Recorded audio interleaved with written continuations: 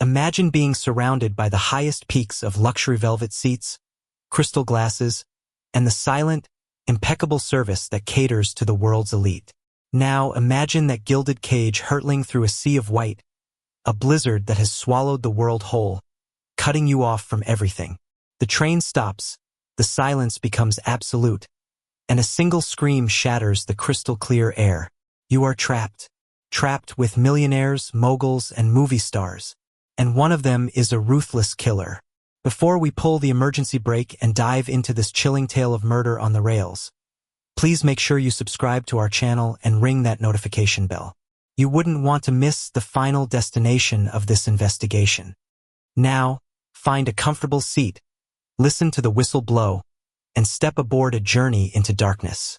The Alpine Star was not so much a train as it was a rolling palace, a five-star hotel that had decided to go on a grand tour of the Alps.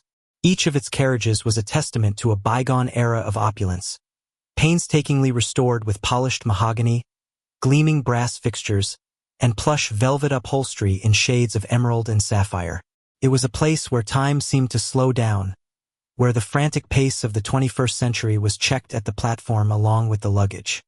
Its passengers were a carefully curated collection of the world's wealthiest and most influential, people for whom the $50,000 ticket price was a trivial expense for 3 days of unparalleled luxury and discretion. As the train carved its majestic path through the Swiss mountains, the landscape outside the panoramic windows was a masterpiece of stark, breathtaking beauty. Jagged peaks clawed at a slate-gray sky, their slopes draped in a thick blanket of fresh snow. The world was a monochrome etching of black rock and brilliant white. Inside, however, the atmosphere was one of warmth and conviviality.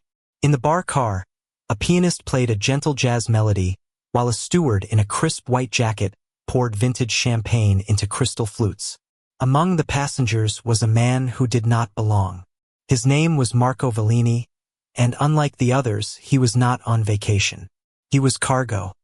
Vellini was a man of medium height and build, with nervous eyes that darted around the opulent car, never settling for more than a second. He had the haunted look of a man who knew his time was running out. For years, Vellini had been the art world's most gifted forger and, more importantly, a master money launderer for a shadowy international crime syndicate known only as the Serpent. He had painted masterpieces that weren't, and cleaned money until it sparkled, making powerful people even more powerful.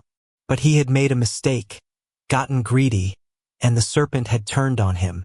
Now, in exchange for a new life under witness protection, he was on his way to Zurich to testify, carrying a ledger in his head that could dismantle an empire of crime. His escort was Agent Isabel Rossi of Europol. Young, sharp, and with a gaze as cold and clear as the mountain air, Rossi was the antithesis of the train's leisurely atmosphere. She sat 2 tables away from Vellini, nursing a single glass of mineral water, her tailored suit a stark contrast to the silks and cashmeres around her. She was a coiled spring of vigilance, her senses on high alert. Transporting a high-value witness on a public, albeit exclusive, train was a risk, but it had been deemed the least predictable option. A private jet could be tracked, a motorcade ambushed. The Alpine Star was supposed to be a sanctuary of anonymity. Also on board, though not by design, was Inspector Laurent Dubois of the Geneva Cantonal Police.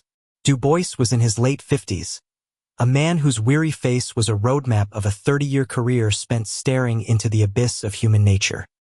He was returning from a law enforcement conference in Vienna and had treated himself to a ticket on the legendary train, hoping for 3 days of quiet contemplation before his impending retirement. He sat in a wingback chair, a book of poetry resting unread in his lap, content to simply watch the snow-dusted pines slide by. His instincts, however, honed by decades of detective work, were never truly dormant. He noted the nervous man, Vellini, and his quiet, watchful shadow, Rossi, and filed them away as a minor dissonance in the train's perfect harmony. The other passengers were a tableau of wealth and power. There was Nikolai Volkov, a Russian oligarch with a face like a block of granite and eyes as cold as the Siberian winter. He was a man who radiated menace, his fortune made in the brutal chaos of post-Soviet oil and gas. His companion was his much younger wife, Anya, a former model whose beauty was as flawless and empty as a porcelain doll's. Vellini had, on several occasions, helped Volkov turn crude oil profits into old master paintings. In another corner sat Lady Serafina Vance, an aging film star whose legend was greater than her recent box office returns. She was dramatic, draped in faux fur and dripping with jewels, her voice a theatrical drawl that carried across the car. She was traveling with her handsome young assistant, Leo, whose devotion seemed to border on worship. Serafina's most prized possession, a lost Renoir that had cemented her status as a serious collector, had passed through Marco Vellini's very talented hands. Then there was Julian Croft, a Silicon Valley tech billionaire who had made his fortune before his 30th birthday. He was arrogant, dressed in a hoodie that probably cost more than a tailored suit, and spent his time alternating between tapping furiously on a wafer-thin laptop and loudly proclaiming his disruptive philosophies to anyone who would listen. Vellini had helped Croft diversify his digital assets into more tangible, untraceable ones during a particularly contentious corporate lawsuit.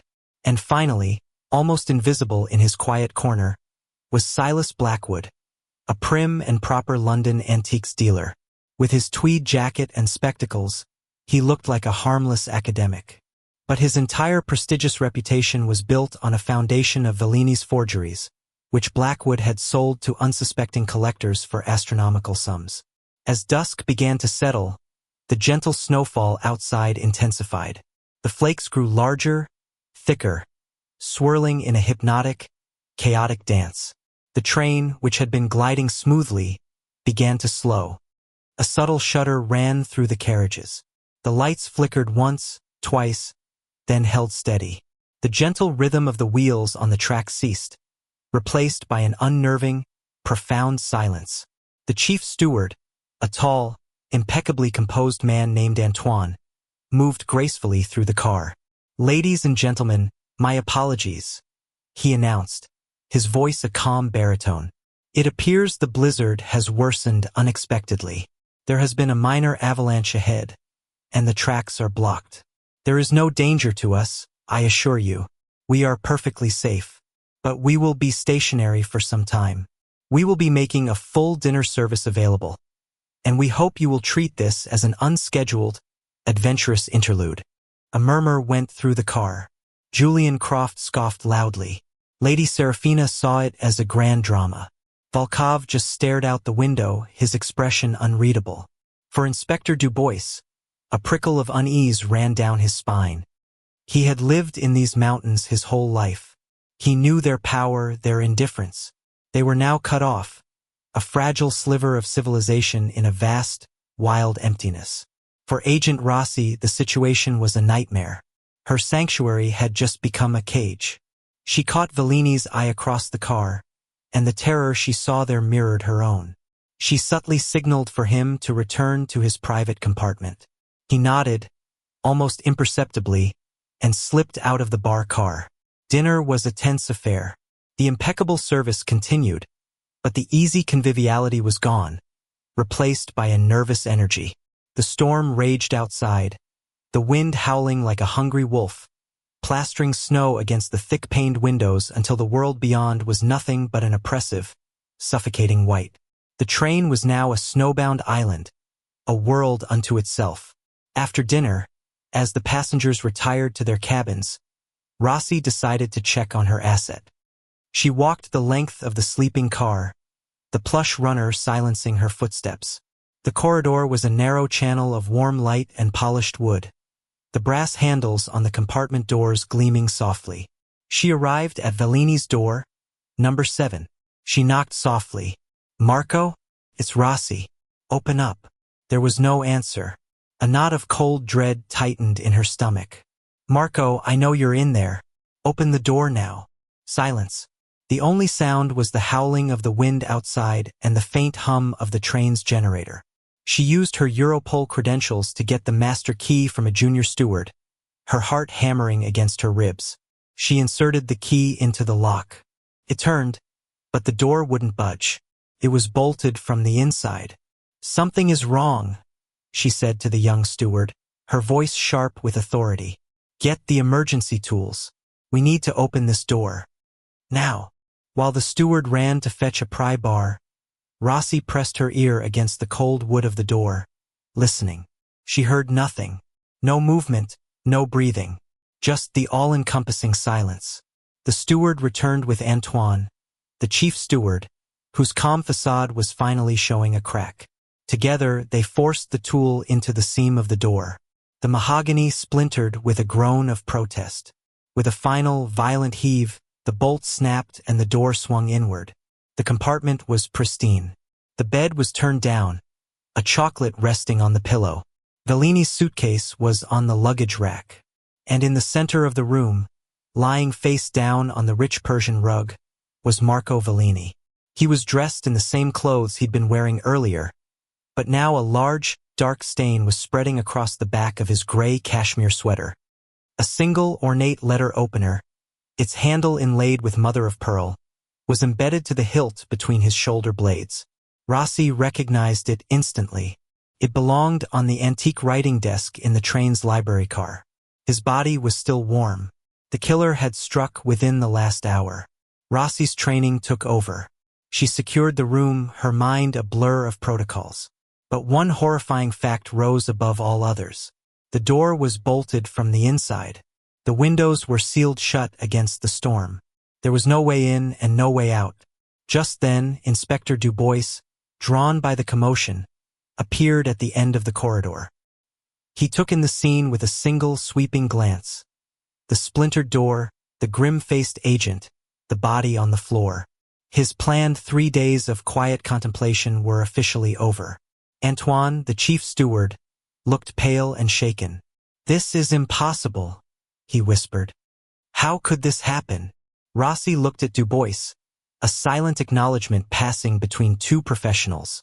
"The killer didn't have to get off the train," she said, her voice low and chilling. "They're still on board. They're trapped in here with us." Dubois nodded slowly, his gaze moving past her to the other closed doors along the corridor. Behind each of those polished mahogany doors was a passenger, a potential witness, a potential suspect. The oligarch, the actress, the billionaire, the antiques dealer. They were all now locked in a gilded cage, hurtling nowhere, with a murderer in their midst. The storm howled outside, sealing their fate. The hunt had begun.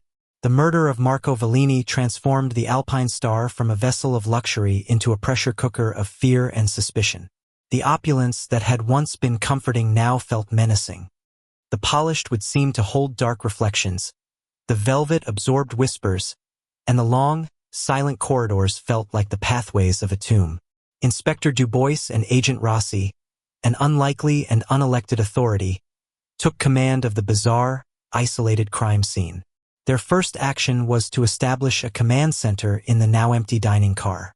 The tables, which hours before had been set with fine china and silver, were now covered with makeshift evidence logs and notes. Rossi, with her Europol training, was systematic and tech-focused, trying to establish a digital footprint, checking passenger manifests and background files on her encrypted tablet. Dubois, in contrast, was an analog creature. He relied on a small notebook, his keen observation of human behavior, and an almost intuitive understanding of the darkness that lurks beneath a civilized veneer. "Let us establish what we know," Dubois said, his French accent adding a layer of gravitas to the grim proceedings. 1. Our victim is Marco Vellini, a man with many powerful enemies. 2. He was killed between 9 and 10 p.m. after he returned to his cabin. 3. The weapon is a letter opener taken from the library car. 4. His compartment was bolted from the inside. "The locked room is the primary puzzle," Rossi stated, pacing in front of a window that was now just a solid wall of white. "It suggests a suicide, but the angle of the weapon makes that virtually impossible. So, either the killer was hiding in the room when Vellini entered, or they had a way of locking the bolt from the outside. Or," Dubois added quietly, "the killer never left the room because they are not a person. A ghost, perhaps." He let the absurd suggestion hang in the air, a small test of his new partner's composure. Rossi gave him an unimpressed look. "I'm focusing on tangible possibilities, Inspector. We need to search every inch of that compartment for a hidden mechanism, a second key, anything. And we need to interview everyone. The killer is one of the passengers or the crew. They are putting on a performance right now, acting innocent. We need to find the flaw in that performance. They began with the staff. Chief Steward Antoine, though visibly shaken, was a font of information. He knew the train's routines, its secrets, its very soul. The master keys, Inspector, Antoine explained, his hands clasped tightly behind his back. Myself and my 2 senior conductors have them. They can open any compartment door, but they cannot engage the interior bolt. Once that bolt is thrown, the room is sealed. It is a feature our guests appreciate for their privacy. And the letter opener? Du Bois asked. It is a beautiful piece, an antique. It was on the desk in the library car this afternoon. I noticed it myself. Anyone could have taken it. The library is always open. Next, they moved to the passengers, interviewing them one by one in the bar car, which now felt less like a lounge and more like an interrogation room. First came Nikolai Volkov, the Russian oligarch. He entered the car with an aura of cold, untouchable power. His wife, Anya, trailed behind him like a frightened shadow. This is an inconvenience, Inspector, Volkov said, his voice a low rumble. I have business in Zurich. This delay is costly. He showed no emotion about Vellini's death, only annoyance at the disruption. Mr. Volkov, you knew the deceased, did you not? Rossi asked, her tone sharp. He handled certain artistic acquisitions for you. Volkov's eyes narrowed. I buy art. He was a consultant. That is all. He was about to testify against the Serpent, Rossi pressed. A criminal organization you have been linked with. His testimony could have been very damaging to you. A dangerous smile touched Volkov's lips. Agent Rossi, many things are damaging to me. A poor stock market, a weak ruble, incompetent detectives wasting my time. If I wanted this man dead, he would have disappeared quietly in Monaco or been found in the trunk of a car in Moscow. I would not have him stabbed on a train while I am a few doors down. It is inefficient. His alibi was simple. He and his wife were in their compartment together all evening. Anya confirmed this with a series of terrified, monosyllabic nods. As they left, Du Bois murmured to Rossi, he is either innocent, or he is the best liar I have ever met. Lady Serafina Vance was next, and she made an entrance, not an appearance. She swept in, clutching a silk scarf to her chest, her assistant Leo hovering protectively. It's simply ghastly, she declared, sinking into a chair. A murder. It's like something out of one of my old films. The poor man. Did I know him? Darling, I meet so many people. The name is vaguely familiar. He authenticated your Renoir, Lady Serafina, Du Bois said gently. The one you discovered in a Parisian flea market. A remarkable find. Panic flickered in her eyes for a split second before the actress took over. Ah yes, that one. A brilliant little man. Such an eye for detail. His death is a tragedy for the art world. And a relief for you, perhaps? Rossi countered. If he were to testify that your famous Renoir was, in fact, one of his own creations, your reputation would be destroyed. Serafina recoiled as if struck. How dare you? My Jeune Fille au Chapeau is one of the most celebrated paintings of the last decade. The provenance is impeccable. Her alibi was that she had been rehearsing lines in her cabin with Leo. Leo confirmed this, his eyes full of adoration for the aging star. Lady Serafina was not feeling well after dinner, he said earnestly. The drama of the storm, you know. I was with her the entire time, reading to her until she fell asleep. As the interviews continued, a web of deceit and motive began to emerge. Julian Croft, the tech billionaire, was arrogant and dismissive. He claimed to have been on a video conference with his team in California all evening. Check the satellite logs, he scoffed. I was closing a 9-figure deal while you people were playing Poirot. But Rossi knew that Vellini had helped Croft hide millions in assets from a messy lawsuit, and that knowledge gave the dead man power Croft would not have tolerated. Silas Blackwood, the antiques dealer, was the most visibly nervous of them all. He stammered, his hands shaking as he cleaned his spectacles repeatedly. A murder? Oh my heavens! Dreadful. Truly dreadful. He admitted to doing business with Vellini, but insisted he had no idea the man was a criminal. I valued his expertise. If he was a forger, then I am as much a victim as his other clients. Yet, Du Bois could see the deep-seated fear in the man's eyes. If Vellini talked, Blackwood wouldn't just lose his reputation. He would face prison for fraud on a massive scale. His alibi was that he was reading in the library car, the very place the murder weapon was taken from. He claimed not to have seen anyone take the letter opener. While Du Bois conducted the interviews, Rossi was re-examining Vellini's compartment. The locked bolt remained the central, maddening conundrum. The train's maintenance chief confirmed there was no trick to it. It was a simple, solid piece of brass. No secret mechanism, no way to manipulate it from the outside. She searched the vents, the space under the floorboards, the ceiling panels. Nothing. The killer, it seemed, had simply vanished through solid walls. She turned her attention to the victim himself. In his jacket pocket, she found a small, tightly folded piece of paper. It was a luggage claim ticket from a train station in Vienna. On the back, Vellini had scribbled a series of numbers and letters. It wasn't a bank account or a code she recognized. It seemed random. She photographed it and sent it to her team at Europol for analysis. Meanwhile, paranoia had begun to fester among the passengers. They were now confined to their compartments, with meals delivered by nervous-looking stewards. The elegant corridors were now patrolled by the train's security staff. Every sound, every footstep in the hallway, was a source of alarm. The Alpine Star had become a pressure cooker, and the heat was rising. Du Bois and Rossi met back in the dining car as midnight approached. The storm had not lessened its fury. Everyone has a motive, Rossi said, frustration clear in her voice. Volkov, Serafina, Croft, Blackwood. They all stood to lose everything if Vellini talked. And their alibis are all flimsy, dependent on one other person or easily faked digital logs. It is not about the alibis, Du Bois said, staring at his notes. It is about the psychology. Who among them has the capacity for this kind of murder? It was not a crime of passion. It was cold, precise, an execution. And it was theatrical. Theatrical. But of course, Du Bois said, gesturing around the car.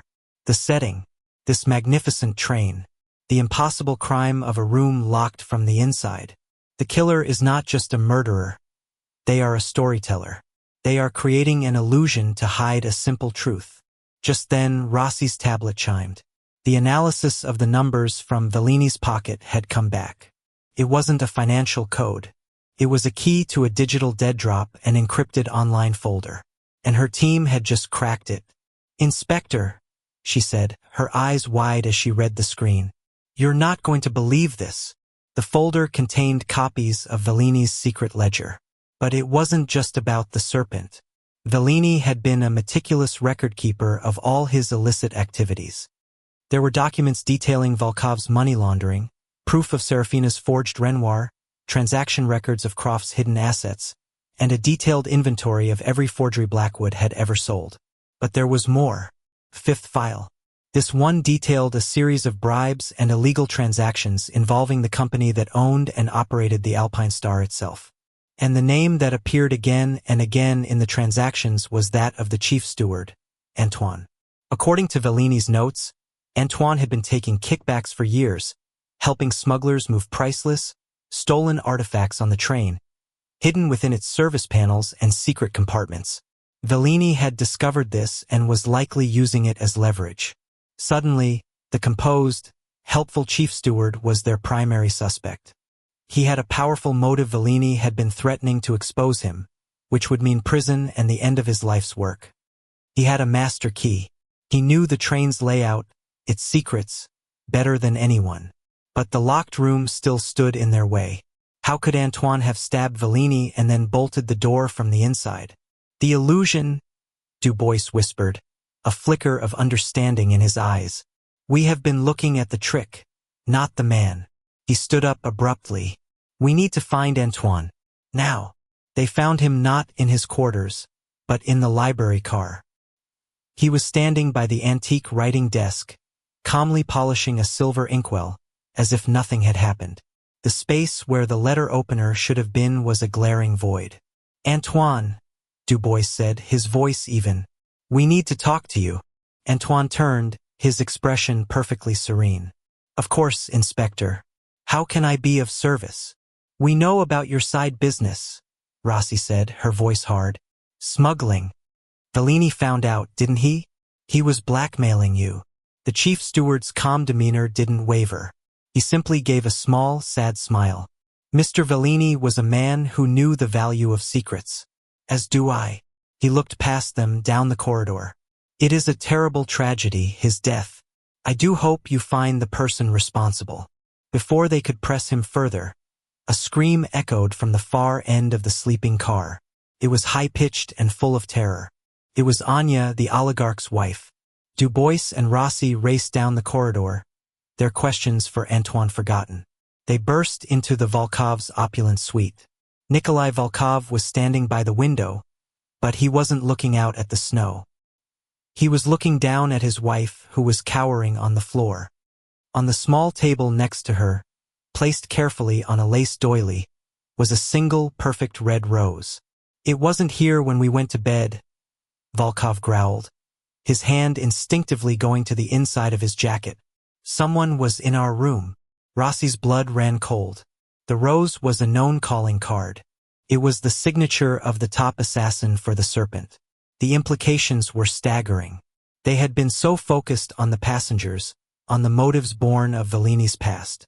But what if the killer wasn't one of them at all? What if, against all odds, an agent of the Serpent was on board? A professional, ruthless killer who could bypass any lock, strike without a sound, and vanish like a ghost. Their closed circle of suspects had just been blown wide open. The killer wasn't just a trapped passenger trying to save themselves. They were a predator. And the Alpine Star was their hunting ground. The discovery of the red rose sent a fresh wave of terror through the Alpine Star. The symbol was unambiguous. The Serpent had a presence on the train. The murder of Marco Vellini was not just an act of self-preservation by a cornered suspect. It was a professional hit, executed by an assassin who had somehow boarded this exclusive, rolling fortress. The passengers, already on edge, were now consumed by a primal fear. They were locked in a cage not just with a killer, but with a phantom, an agent of a deadly organization. Inspector Du Bois and Agent Rossi found themselves facing an entirely new and more terrifying paradigm. Their neat list of suspects, the oligarch, the actress, the billionaire, the dealer, and the steward was now potentially irrelevant. How is it possible? Rossi wondered aloud, back in their makeshift headquarters in the dining car. The passenger manifest is airtight. I vetted everyone on it myself. There are no stowaways. We've had the staff search every inch of this train. Perhaps we are asking the wrong question, Du Bois mused, pacing slowly. We ask, who is the assassin? A stranger among us. But what if we should be asking, which of our suspects is the assassin? The idea was chilling. It meant that one of the wealthy, powerful individuals they had interviewed was not just a white-collar criminal trying to cover their tracks, but a trained killer hiding in plain sight, using their public persona as the ultimate camouflage. Volkov has the ruthlessness, Rossi theorized. But placing the rose in his own room is either incredibly clever or incredibly stupid. Lady Serafina seems too frail, but her assistant, Leo, is a blank slate. Croft is a physical non-entity. Blackwood looks like he'd faint at the sight of a spider. Appearances are the heart of illusion, Agent Rossi, Du Bois reminded her. Vellini was a forger. He created false realities. His killer may be doing the same. Du Bois felt a nagging inconsistency at the back of his mind. The two crimes felt different. The murder of Vellini was intimate, almost personal, using a weapon of opportunity from the train itself. The placing of the rose was a cold, symbolic gesture. A piece of theater designed to send a message. Felt like two different culprits. he decided to revisit the primary puzzle, the locked room. He stood in the corridor outside Vellini's compartment, the splintered door a stark reminder of the violence. He stared at the bolt on the inside, a simple, solid piece of brass. Impossible, Rossi had said. But Dubois's career had taught him that impossible was simply a lack of imagination. He closed his eyes, reconstructing the moments before the murder. Vellini enters his room, unnerved by the unscheduled stop. He is afraid. What is the first thing a man in fear does when he enters a room he considers safe? He locks the door. He throws the bolt.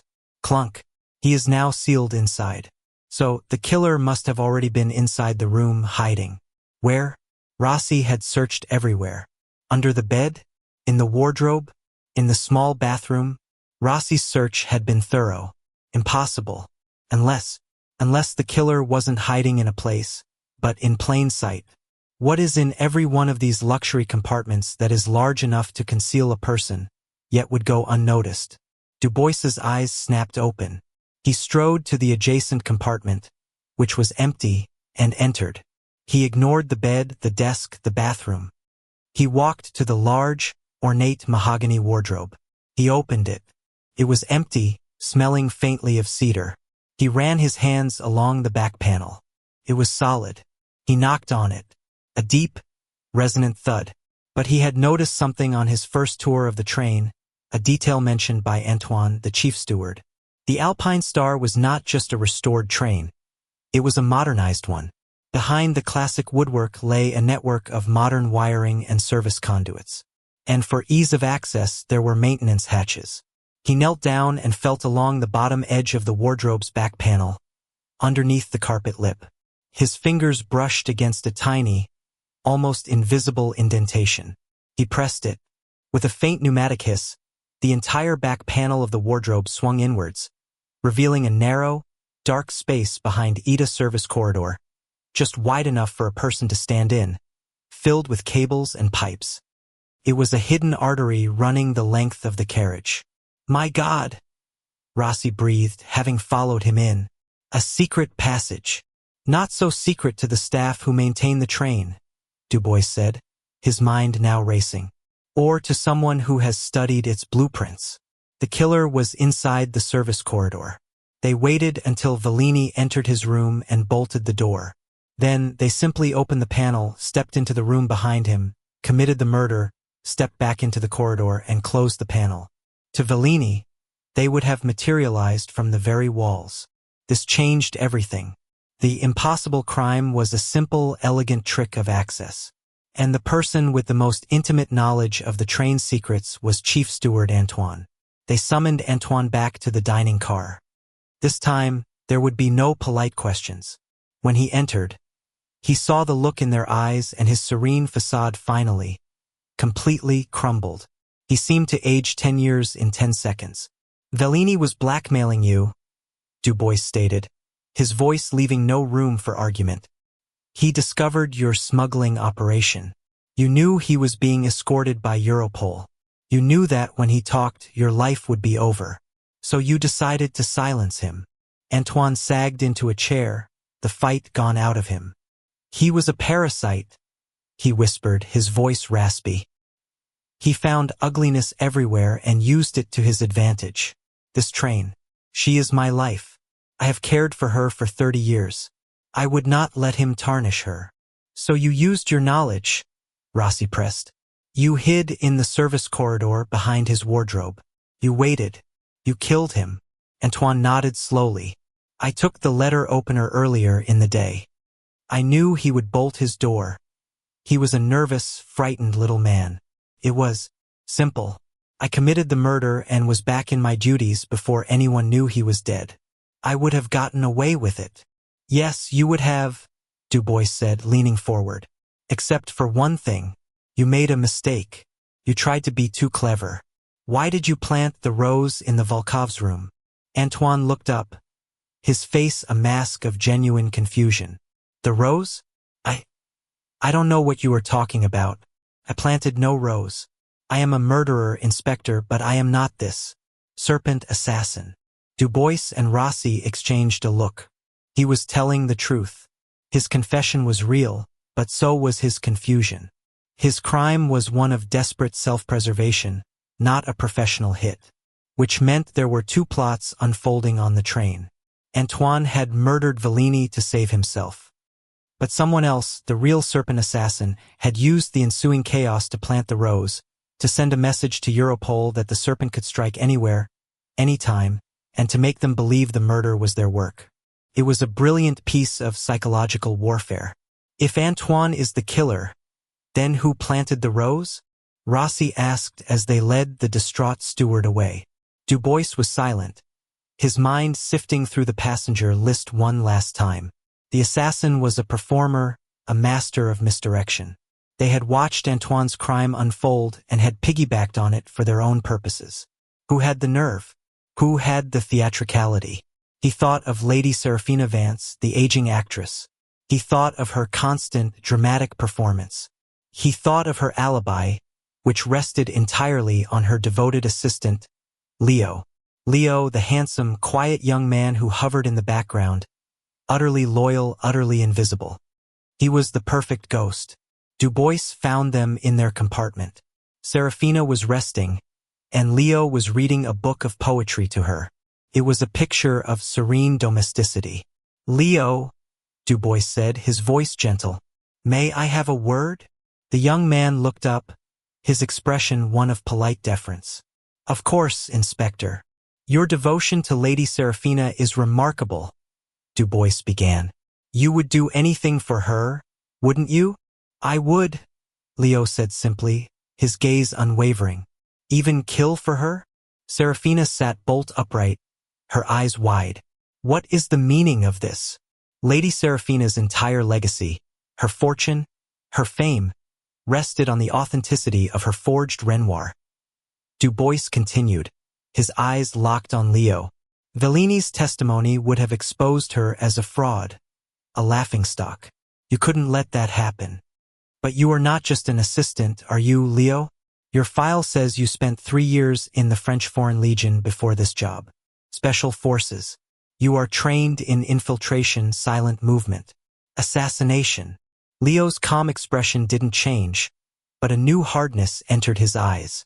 "You couldn't get to Vellini," Dubois theorized. "Antoine beat you to it, but you saw the opportunity. While we were all focused on the murder, you used your skills to slip into the Volkov's room and plant the rose. Why Volkov? Because he was the most obvious suspect, the perfect red herring.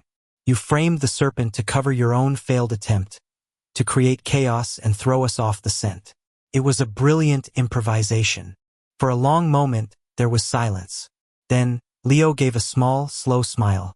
It was a chilling transformation. The devoted assistant vanished, and in his place was someone cold and incredibly dangerous. "She gave me a life," he said softly, his gaze shifting to Serafina with an intensity that was far more than professional. "She saw something in me no one else did. I would never let anyone harm her." The confession hung in the air. He hadn't killed Vellini, but he had been willing to, and he had masterfully manipulated the entire crime scene to protect his mistress. Just as the confrontation reached its peak, a new sound cut through the tense silence. It was a loud, metallic screech from outside, followed by a series of powerful rumbles. The snowplow had finally broken through. The blizzard was ending, and the first rays of dawn were breaking over the mountain peaks. Their isolation was over. The arrival of the Swiss authorities was swift and efficient. Antoine was taken into custody for the murder of Marco Vellini. Leo was arrested for his role as an accessory and his clear ties to the criminal underworld he was willing to kill for. The remaining passengers, pale and exhausted, were escorted off the train, their luxurious adventure having turned into a nightmare. They were no longer the elite, just survivors of a crime scene. Inspector Dubois stood on the platform, the cold morning air crisp in his lungs. The Alpine Star stood silent, its journey over, its secrets laid bare. He had boarded this train seeking peace and had found one of the most complex cases of his career. Agent Rossi stood beside him. "2 plots on one train," she said, shaking her head in disbelief. "A crime of desperation and a crime of devotion. tangled together. The human heart is a complicated landscape, Agent Rossi, Du Bois said, watching his breath plume in the air. Sometimes, it is more treacherous than any mountain pass. A grudging respect had formed between the old-school inspector and the high-tech agent. They had navigated the storm, both inside and out, and found the truth hidden within the illusion. As the sun climbed higher, casting a brilliant, cleansing light over the snow-covered peaks, Du Bois knew he was ready for retirement. The world had one last, brutal story to tell him, and he had listened. In the end, the most secure locks and the highest walls of wealth are no match for the desperate secrets people keep. The Alpine Star has reached its final destination, but the echoes of what happened in its silent, snowbound corridors will linger. Thank you for joining us on this chilling journey.